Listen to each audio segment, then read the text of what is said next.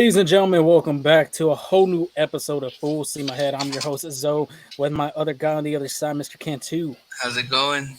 It's a good Sunday or Very Monday. good Sunday. We're recording this on a Sunday, and yeah, Monday. Hopefully, everybody's having a great start to their Monday. Hopefully, everybody had a great weekend as well. I mean, the Astros did. They took 2 out of 3 against the Los Angeles Angels. Both them games, Angel. I mean, 11-3 on Friday night and Saturday night, but the Astros couldn't finish it all. Couldn't finish the sweep, and would lose 2-1 with a great pitching performance by Jose Urquidy, which we will talk about in a minute. But episode 119, the title is Homecoming. Homecoming, Angel, because there were some, players out there that came back to the H and performed pretty damn good in front of the home crowd. Justin Verlander and John Singleton, Angel. John Singleton. I mean, a prospect that was here from the bad years from, I believe he started in 2014. He was there for 2015 as well. After that, I mean, it was a long run from him in baseball and Major League Baseball, but we'll go to the Mexican League and the rest of his story. It's a great story as well. But Angel, let's start it off. Give me that one word to describe this series against the Anaheim Angels. You know what? It was grand. It was a grand performance. Those first two games, even Jose Urquidy, like you said, yeah, the run support wasn't there, but a great bounce back performance after his first start. After because of that injury, but like you were saying, John Singleton had the spotlight. Verlander's first start on Friday was amazing as well. So it was a grand performance. Could have had the sweep. They were close. It's just that offense couldn't produce. But shout out to the Angels pitcher on that one as well. Yeah, Chase Silseth. I thought that was his name. I mean, he pitched pretty damn good.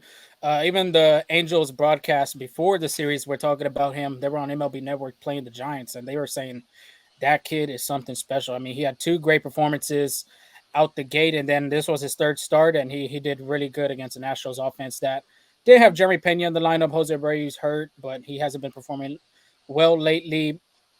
Tip your cap. You can't do nothing about it. Astros just couldn't get no offensive support for Jose Urquidy. But 68-51, I believe the Rangers did lose that last the series finale against San Francisco Giants.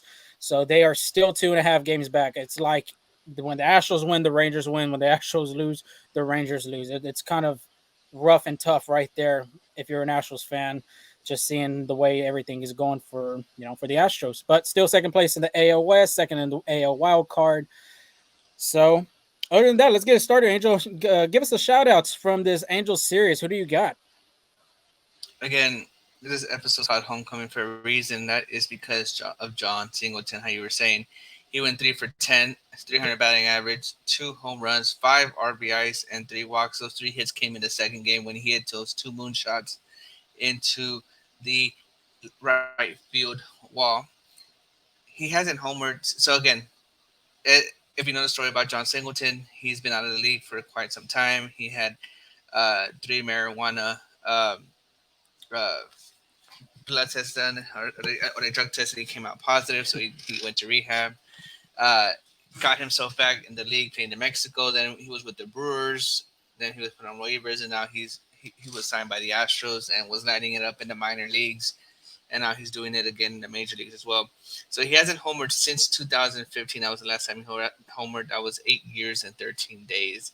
And in fact, this was Wow. his first multi home run career game. So with Jose Abreu out of the lineup with a spine injury, John Singleton will get those opportunities at first base, and it's just on him to produce. And he did it in that second game for sure.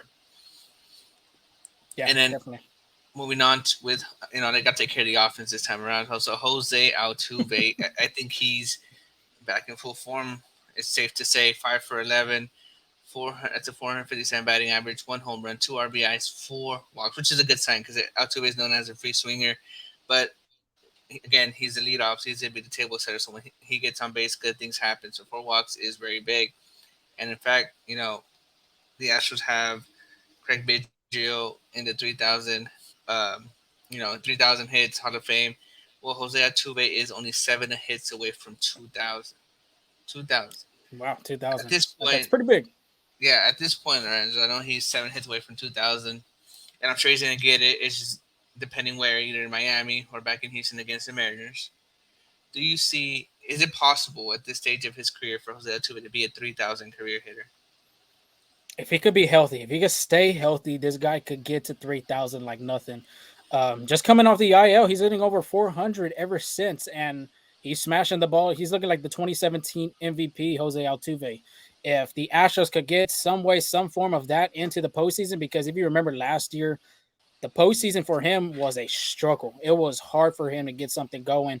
That's when Jerry Pena took over. Alex Bregman had a so-so postseason as well, but if he stays healthy throughout his career, which it doesn't get like that when when you get older, you start regressing. It's not there. If he can stay healthy, I think he will get to 3,000. That's the only way I see Yeah, I agree with you. Health is the key factor unless you're Ichiro and you don't regress. But it. um, yeah, health will be the big one. If like the more opportunities he has in that lineup, the greater the chance is for him to reach 3,000. Now, Yep. now the last offensive shout out is to King Tuck himself. Kyle Tucker has not lost the fuego from the Baltimore Orioles series. He brought that up to Houston as well. 4 for 12, 333 batting average, one home run, four RBIs, and a walk. He started the party with a 3-run home run to right Saturday night, and that got the show on the road. After that, the Astros got a little jump and were big. This past week Mhm. alone, Caltech has been great. 3 home runs and 11 RBIs. That was in a week. I, Yeah. I know Lorenzo and I were talking about off air that Caltech has the potential to be the AL Player of the Week after this amazing performance. It has the potential, but of course we have to see what Major League Baseball sees and if there was any players that did really well, in the American League. But he does have a bid for AL Player of the Week. But Jose Altuve, real quick, Angel, he had a double, not a home run. So Oh just my bad, correcting on my that bad, my part. bad. No, you're good. But like you said, you already got the offense. We got to give some love to the pitching, man. The pitching was outstanding. Starting pitching, just being really specific. Justin Verlander, J.P. France, Jose Urquidy performed well.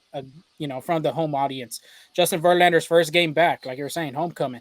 6 innings pitched, 6 hits, 3 earned runs, 0 walks, 7 strikeouts. Had 95 pitches, 69 of them were strikes. That's a quality start in the book as well. And if you were there at Minute Maid Park, you can hear how loud it was. It was packed.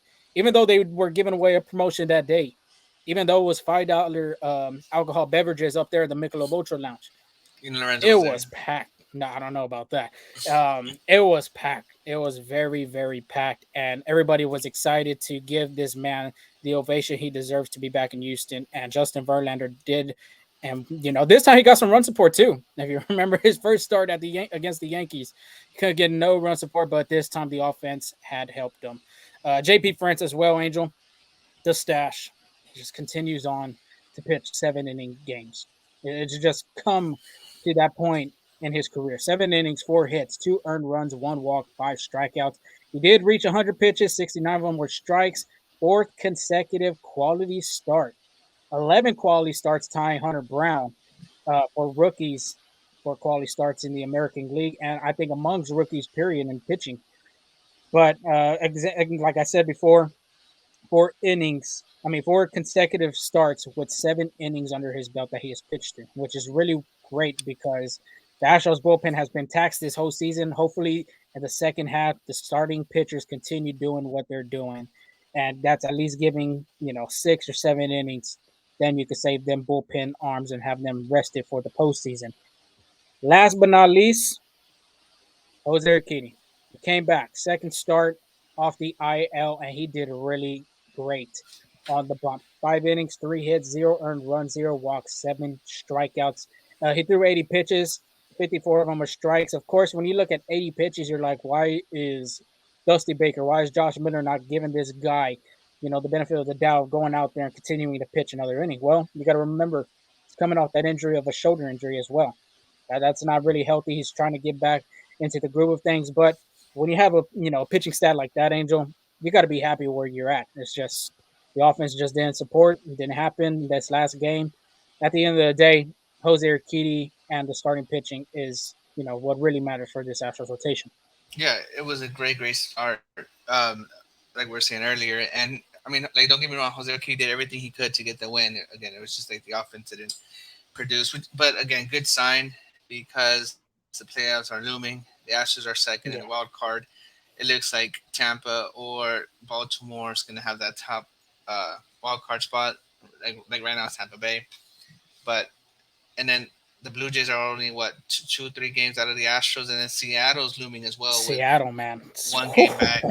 One game back. So That's going to be a crucial series next Friday. Next weekend. That's going to be very crucial because the Astros have not solved against the Mariners, man. yeah, so bringing back Jose Urquidy is huge and it's crucial, right? So like, take it easy with him. 80 pitches, 5 good innings.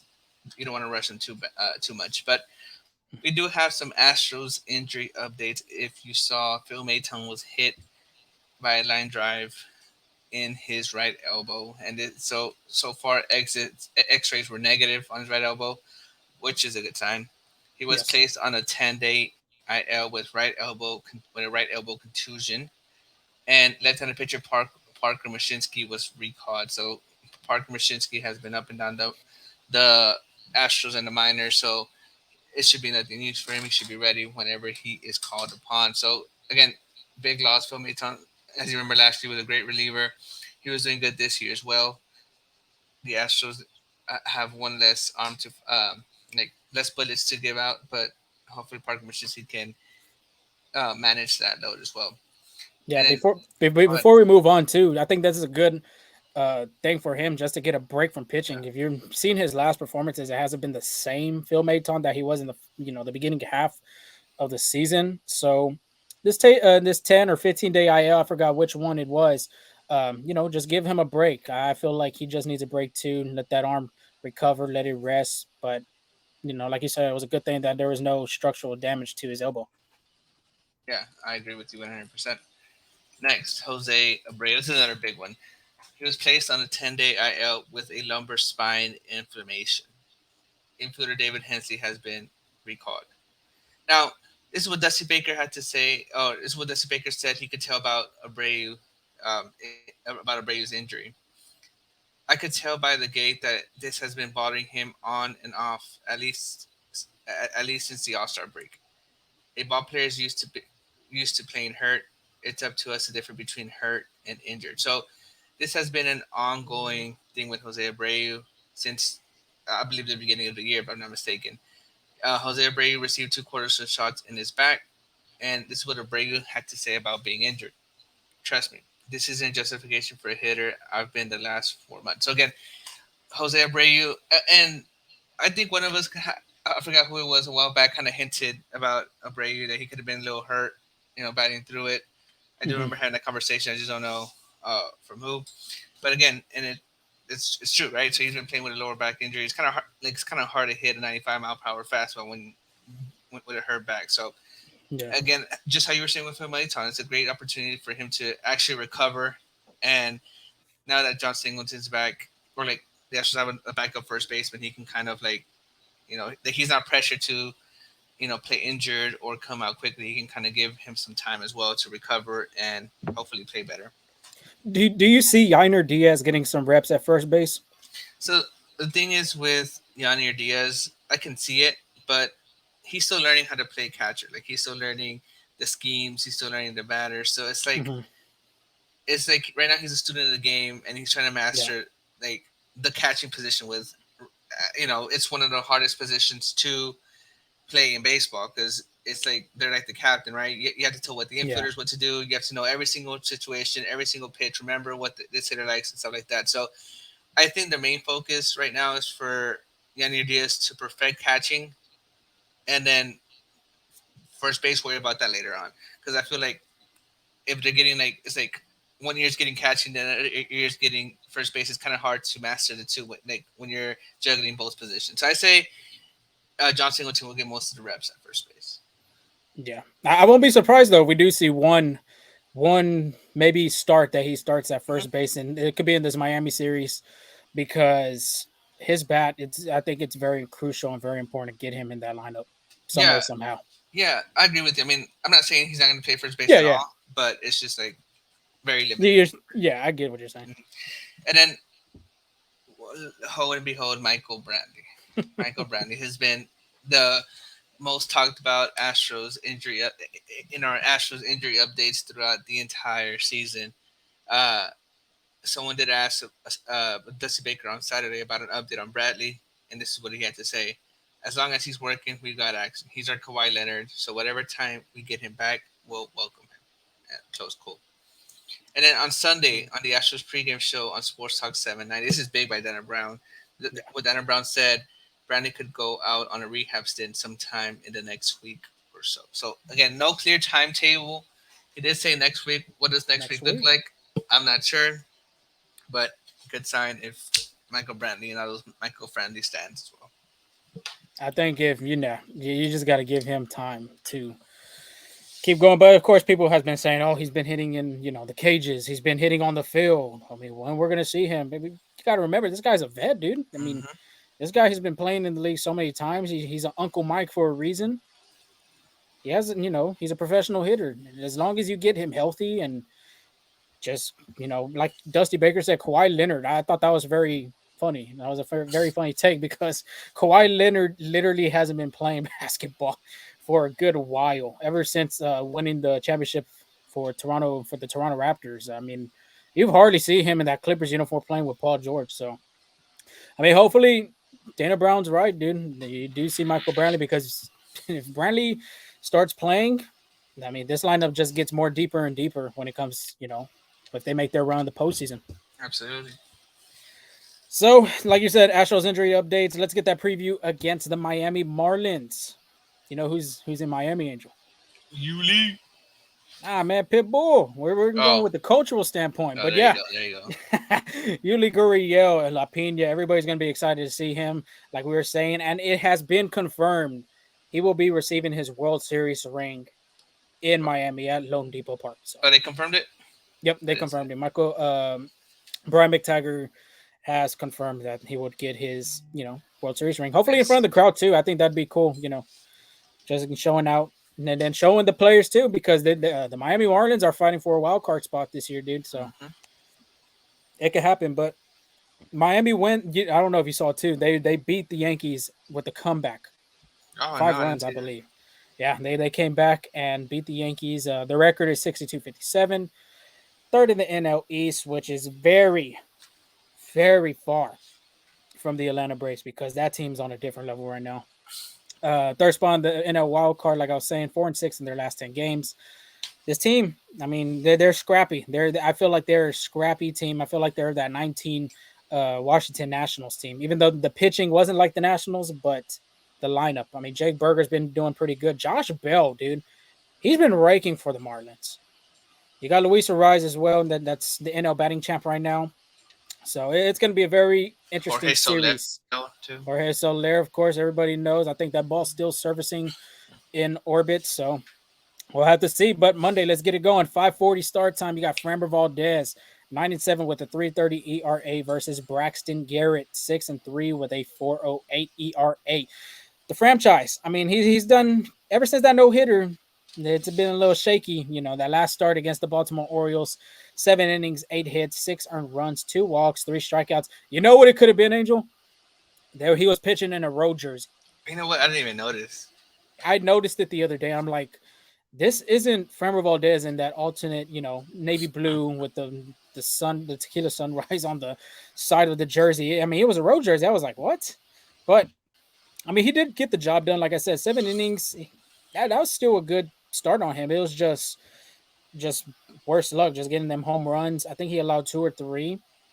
Can't do nothing about it, but he still pitched to the 7th to have the bullpen have a chance. At the end of the day, the Astros still won that game. So Yeah, and that looking for a Baltimore better, and that Baltimore lineup's tough, anyways. Like to yeah. maneuver through. So Yeah, just looking for a better performance against this Miami team. Then Braxton Garrett, on the other hand, his last outing at Cincinnati, 6 innings, 6 hits, 2 earned runs, 0 walks, 3 strikeouts. This guy was very good in the beginning of the season. I don't know if you remember. I mean, I remember picking him on fantasy. You picked him on fantasy a couple of times because the beginning of the season he was doing really well for the Marlins. 5-2 with a 3.70 ERA for them before the All Star break. Post All Star break, he is 1-1 with a 5.47 ERA, which isn't great. He's had back to back starts that's been pretty good. About 3 to 2 earned runs from both starts. But the interesting take I want to tell you is he pitches very well on grass. He's 4-0 with a 226 pitching on grass. This is very interesting Hmm. because Lone Depot Park, it's an artificial turf field. And he's playing at Home Depot Park, not Home Depot, Lone Depot. And his record over there at home, 2-3 with a 5.51 ERA. Very interesting right there. Because I didn't think it'd be really effective. I mean, grass and turf for pitchers. I don't know if the pitchers mound or turf, and I don't know if you can kind of tell me because I don't think that they're turf. I think it's just dirt at that point. Hmm. I'm not So sure. yeah, I'm not 100% positive. So I think that was very interesting to come in with on grass. You have a 4-0 record, 226 ERA, but when you're on turf, you're pitching 2-3 record with a 5.51 ERA. So could be the Astros advantage there because they will be playing at Lone Depot Park on a turf field. Tuesday's matchup, Angel. 5-4, 5:40 start time. You got Christian Javier with an 8.2, 4.36 ERA. He'd be going against the vet, dude. This guy is an immaculate grid kind of legend, I would say too, with Edwin Jackson being on Yeah. there. 0-3, Johnny Cueto. 0-3 with a 5.33 ERA. And Mr. Javier, it's I've had to dig a little deeper about this because I felt like the beginning of the season he was good. And then, when it came to like the dog days of summer being that mid part of summer, he's kind of, the innings wise. I'll talk about that in a minute. His last outing against Baltimore, he went 5 innings, 4 hits, 2 earned runs, 3 walks, 3 strikeouts. Not a bad stat line, but you would like to see Christian Javier go into like deeper into games. He's only had one game this year. He's pitched in 7 innings. Oh wow. That was in May.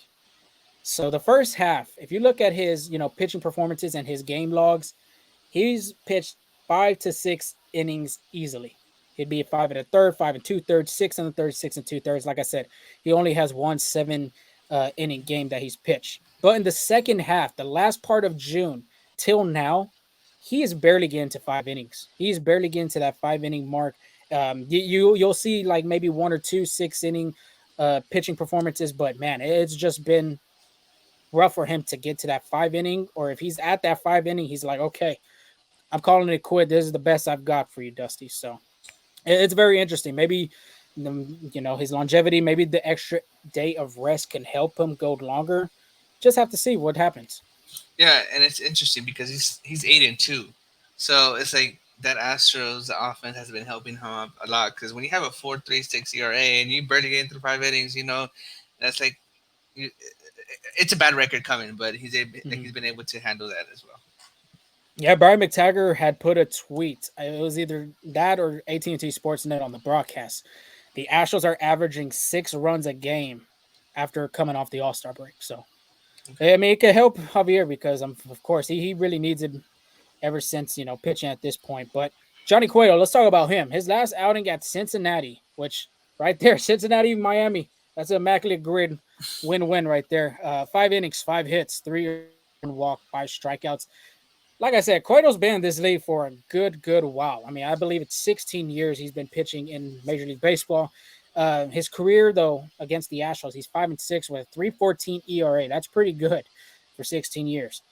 And then last year he did pitch for the Chicago White Sox, and the Astros did see him a lot.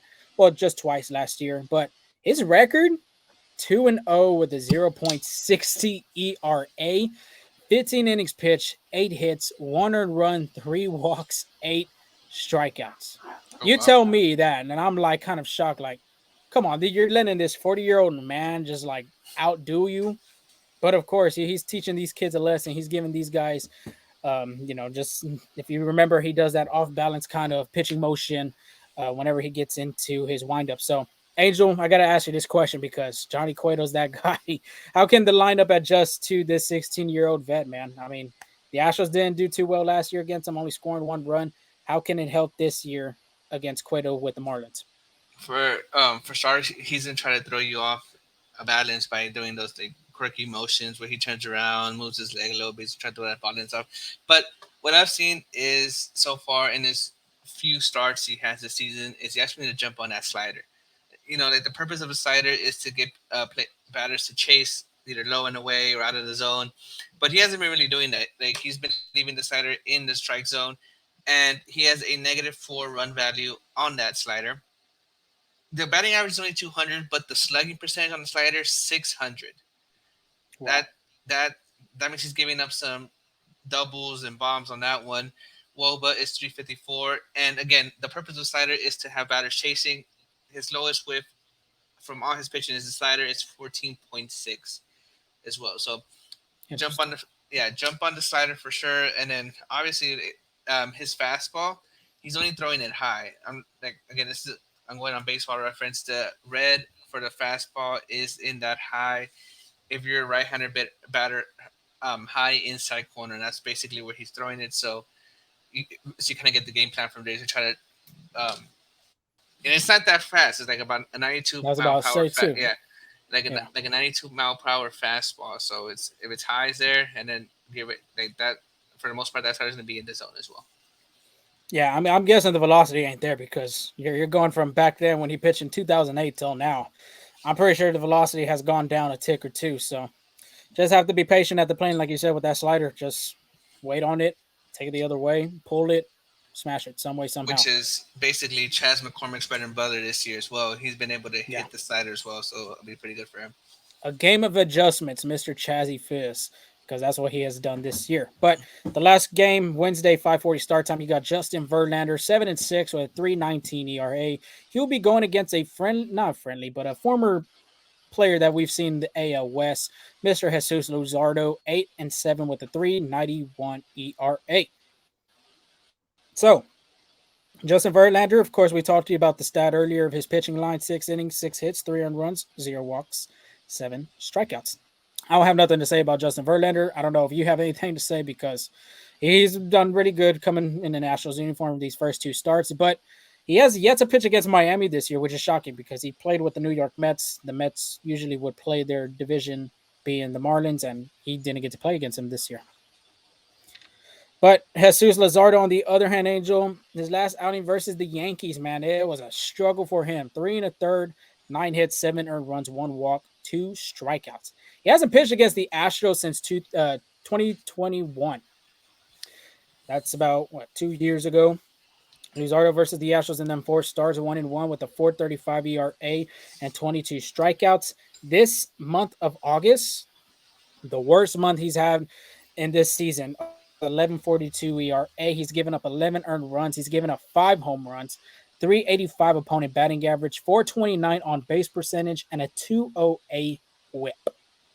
That is pretty ugly. If you're a if you're a Marlins fan, listen to an Astros podcast. That's pretty bad. But he, on the plus side, he does pitch very well against left-handed hitters. Usually, when it comes to left-handed hitters, they struggle against them batters. But he's done really well. 196 opponent batting average with a 240 WOBA, and he has 11.45 strikeout per 9 inning rate. So it'll be interesting to see him once again.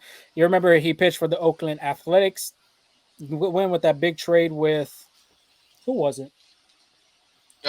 From Oakland. I know, but who?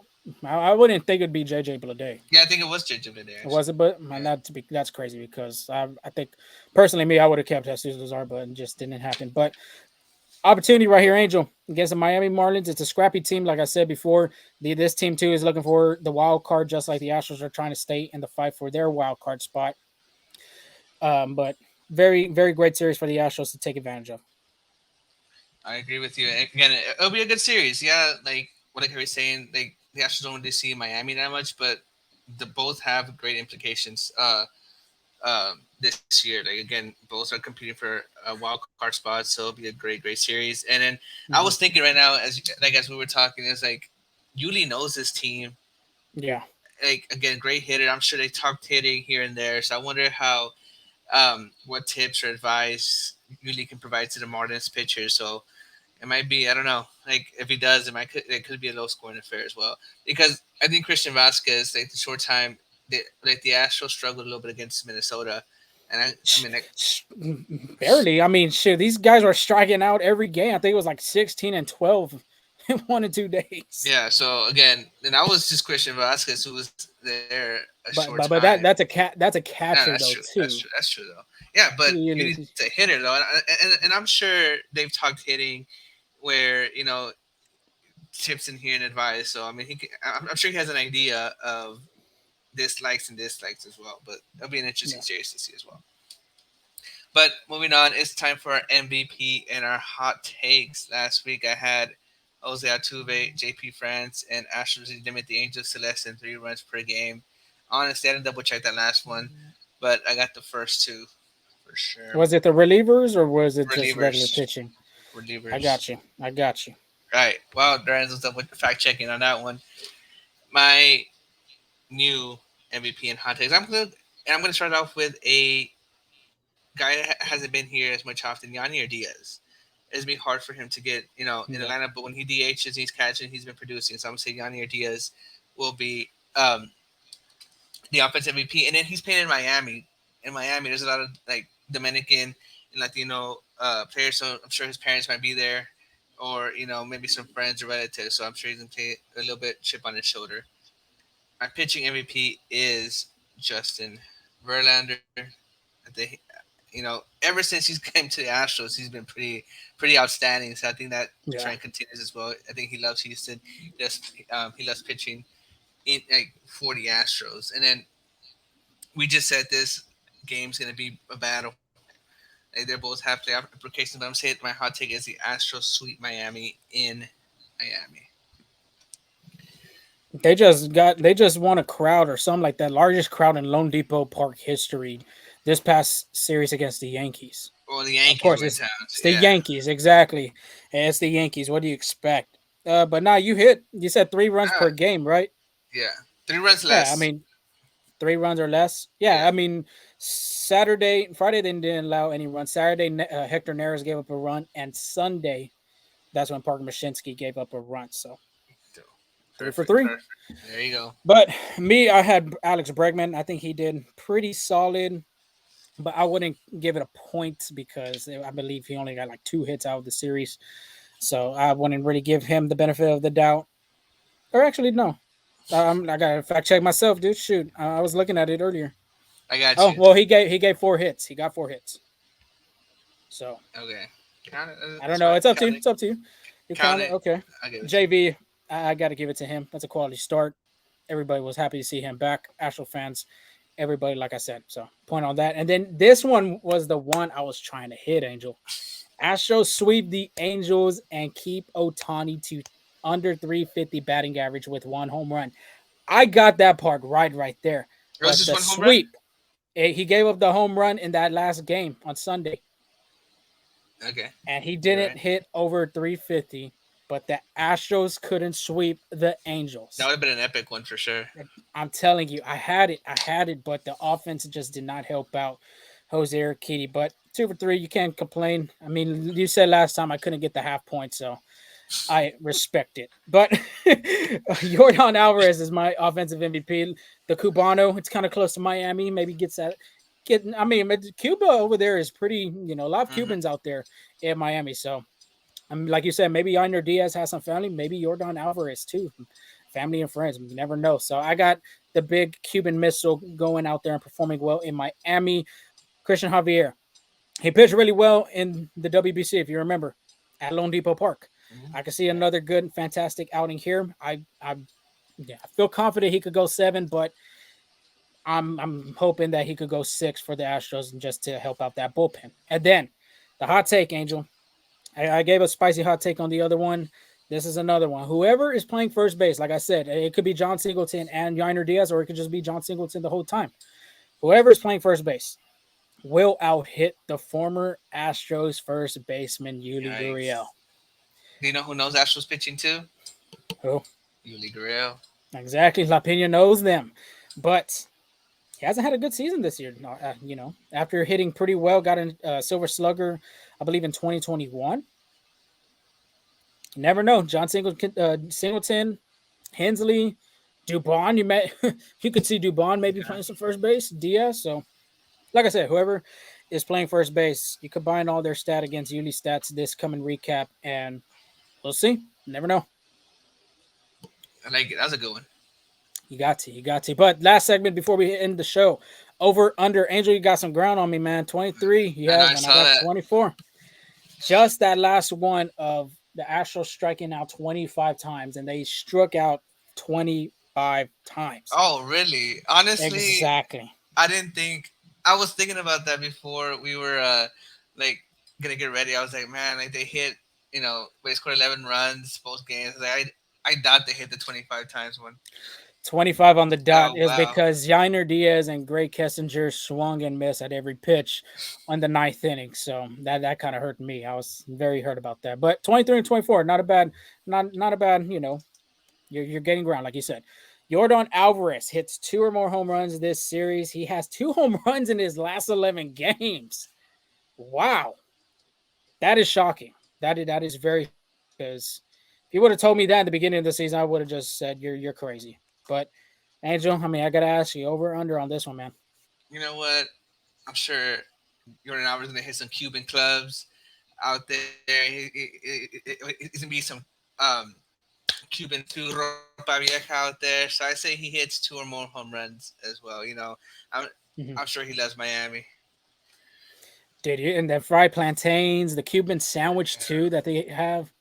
Yeah, I had that actually in Seattle. They had a Cuban bus out there at the, I think it was at the Fan Fest. It was pretty good, pretty good. I was about to ask you. So Yeah.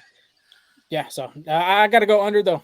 I do have him as Ooh. my offensive MVP, That but was surprising. man, 2 home runs in this series. I don't know, man. I feel I got to go under on this one, even though I want to go over, but got Okay. to go under. So never know. Okay. John Singleton is the second one. Mister had two home runs. He had 3 hits in this series. He will record more than 4 hits against the Miami Marlins. And against the Angels, he had 3. In Baltimore, he had a game that started and he pitch hit and had 0. Are we going more than 4? Or are we going less than 4, Angel? This is a hard one because I put 4 hits for a reason. Because he had 3 hits in his last series, but they all came in one game. Mm-hmm. The other 2 he went over. So I'm gonna go with under on this one. I think he gets 3, maybe 1 a game or maybe 2 in one game, but I say under on that one. I got to go under on this one as well. Braxton Garrett is a lefty. Jesus Luzardo is a lefty as well. I don't know his splits against right-handed and left-handed pitching, but I think it'd be tough for him to get 4 hits. If anything, he'll be at a 3-hit plateau in this series. You never know. You never know. But You know Andrew, what? you want to go ahead and give me the next Yeah, ones? you know what? Let me take charge of this too. Framber allows less than 3 earned runs against the Miami Marlins. Again, Baltimore allowed 6. Cleveland, obviously that was a no hitter. Obviously 0. Texas 6. Now, I I do have to give it to Framber. Like Baltimore, Texas, really good ball clubs, but against Oakland he allowed 4 as well before that Texas start. So what do you say? Less than 3 earned runs. Give me the under. I'm confident in Framber in this matchup. There's going to be some lefties in this lineup. Luis Ariz being the number one guy. That's going to be hard to get him out. You got Josh Bell's that switch hitter. Jazz Chisholm's I don't know. Is Jazz Chisholm a switch hitter? I think he's just a left-handed hitter. I feel for some reason I feel like he's a switcher, but yeah, I think I feel I'll confident, double like you check. said. I think he's a left-handed hitter. So they got some lefties in this lineup. Miami hasn't seen Framber Valdez besides Yuli Gurriel, so I'll go the under with less than 3 earned runs. I think Framber does bounce back in this outing after giving a hard fought matchup against the Baltimore Orioles. I think he will take ease against the Miami Marlins. Yeah, he's just a left-handed hitter, but Left-handed on hitter. Okay, yeah, on Framber allows less than 3 runs. You know, Yuli knows it's a difficult man. Framber like the back of his hand. Sure, he knows his game plan, what he likes to throw, he likes to think. But knowing that, I think Marty Maldonado and Framber Valdez kind of change the script, throw something special on this one. So I'm going to go under as well. It's a good one. It's going to be a good one because Framber Valdez, like I said, he is the king of getting the ground ball. So never know. And then that Miami ballpark is pretty huge as well. So it's like Yeah. they really have to loft it to hit one out. It's just like who can loft Julian Alvarez can. But That's a different conversation. Next, last one. Astro scored more than 27 hits this series. Again, you you name some great pitchers who have been kind of struggling a little bit, but again, they're still great pitchers. Against the Angels, they hit 35 times. Baltimore 31 times, but against the Yankees 26 times. It's a remember the Yankees one was a 4 game series. These past two, well, was Baltimore a 3 game series, and then Angels 3 game It was series. This is a yeah. 3 game series. That's hit 27 times. What do you say? Give me the over. They averaging 6 runs a game. After that, offensive performance on Sunday, I think they're going to take it to Miami. Maybe they'll take their golf clubs too out there. I've heard they got some good courses around there. So never know. So I got the over on this. I feel like the Astros could, take advantage of a Johnny Cueto that's velocity is down big time. Not the same pitcher that he was. Of course, he has success against the Astros, but I feel like the Astros get to him. They've seen Luzardo before, and Braxton Garrett hasn't been doing that well of late. So give me the over on this one. You know who else is from Florida? Not just the Latino players, but Kyle Cool. Tucker. Kyle I was Tucker. going to say the same thing. Tampa So Bay. you got Alvarez, who can probably feel like at home. Diaz, who can probably feel like at home. Kyle Tucker will be. JV has a home too over there Oh, does in he? Florida. Yeah. Look at that. It's a homecoming over there in Miami as well. So I'm gonna go with the over as well on this one. I say more than 20 had 7 hits. You know what? I'm gonna try to be precise. I'm gonna say 33 hits is what they record in this 3 game 33. series. 33, yeah. Oh, yeah, I guess we're playing the prices right here. I'll go 35 on this one, like how they averaged around the Angels. So 35, okay. yeah, but we only got one that we did not agree on, and that was Yordan Alvarez. It's either That I could be gain the ground, difference, yeah. yep, right there, or we're tied at 20, 24, or whatever we do at that time. But that is all for our show. Continue to follow us at Full Steam Ahead on Twitter and on TikTok. Of course, we had posted about Miles Straw. We've done it on Twitter and Instagram earlier, but on TikTok we just put it out there. So hopefully everyone got to see that interview. Subscribe to our new YouTube channel, FSA at Full Steam Ahead on Instagram. Threads, of course, it's still there. It's still working. But subscribe and follow and download the episodes on our Google Podcasts, Apple Podcasts, and Spotify as well. But Angel, do you got anything else before we sign off? Yes, I do. You know what, Lorenzo? Like last time we played fantasy baseball, you let the world know that you defeated me. This year, this Yep. time around, luck has changed. Thanks to Second matchup of us. thanks to Matt Olson's dominance, and it was close today. But as we were recording, Ellie It Cruz hit a got home run. Cedric Mullins hit a home run, and that's all she wrote on that one. So it'll be interesting uh, for the playoffs. It's getting a little tight. I think there's 2 teams that are tied for second and third, 2 teams that are tied for fourth and fifth. So it'll be interesting. It's gonna be very interesting, dude. Like, and I kind of like it's gonna come down to the wire.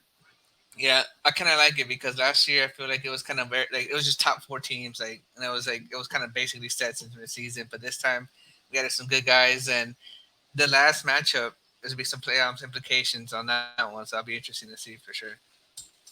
Definitely. And then you know what else too? We got a special guest coming on our show You're right. Thursday. We will have that episode out Thursday. We'll get that recap on Wednesday for Thursday morning, but for Friday we will put that new episode, that special guest that's coming on our show. I think it's going to be pretty good for both of us. We're excited for it, but we will let y'all know later. We're not going to tell you right now. We don't want to give any spoilers. No. MLB, New York. We'll just say that. Works in New York. I feel like that's a good hint. It works in New York. So that's our hint. I think it'd be a good one, a good show. Get to pick his brain and see what he says about the Astros. But until then, we'll give you that recap against the Marlins. Like we said, we'll have that other special interview with our special guest coming out the next day. This week's going to be busy, Angel. This week's going to be busy. But until then, we'll give you the recap. And everything. Back to school, too. Everybody get back into school, university, colleges, high school, everything like that. But until then, we will talk to y'all about the recap and have a good week. Peace.